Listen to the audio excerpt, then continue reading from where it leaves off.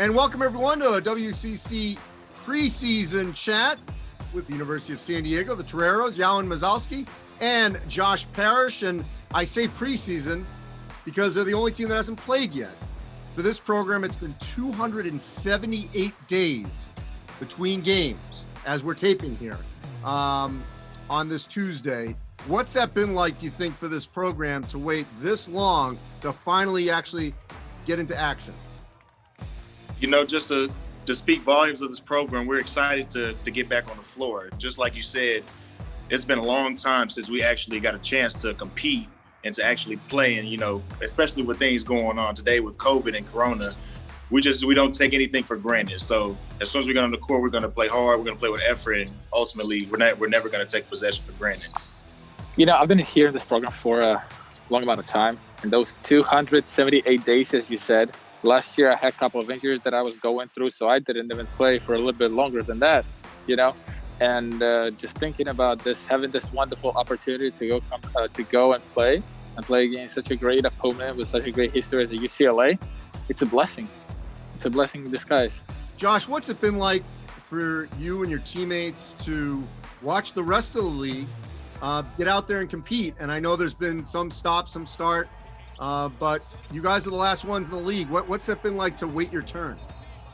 You know, it's kind of a two-way deal with this thing. It's been exciting just to see our league compete at a high rate, especially in the early games. We had a lot of good wins, especially for our league. But at the same time, kind of what I was saying earlier, it just makes us a lot hungrier. You know, there's a lot of good teams in our league. There's going to be a lot of great competition.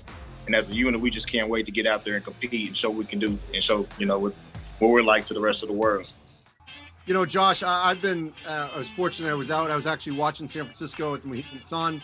I've been out a little bit, but I've talked to countless of your peers and coaches, and I cannot tell you enough how many have struggled with not playing, or if they've had to quarantine or isolate. And I don't think that's getting discussed enough about the toll that takes on young people, student athletes that are waiting, you know, for something to happen, and then suddenly it just all shuts down. What was that like to be ready to go and then have to pull back? You know, something I can compare it to is kind of like getting injured. So anytime a quarantine occurs or anytime we're contact tracing, we have to sit out. We kind of have to treat it as like an injury. You know, it's 14 days with minimal to little activity or exercise. So with that being said, it's tough. But as a unit, we told ourselves we're not going to make no excuses. We're going to control what we can control at the end of the day. And even if we get quarantined, we got to have a great approach, great mentality as soon as we get back. And that's what we've done.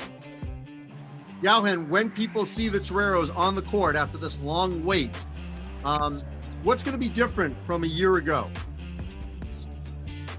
I would say, I thought you were going to ask the question is what the people are going to say. I can tell you this. When people will see us on Wednesday, there will be one word, and the word is wow. That's exactly what they're going to say when they will see us play.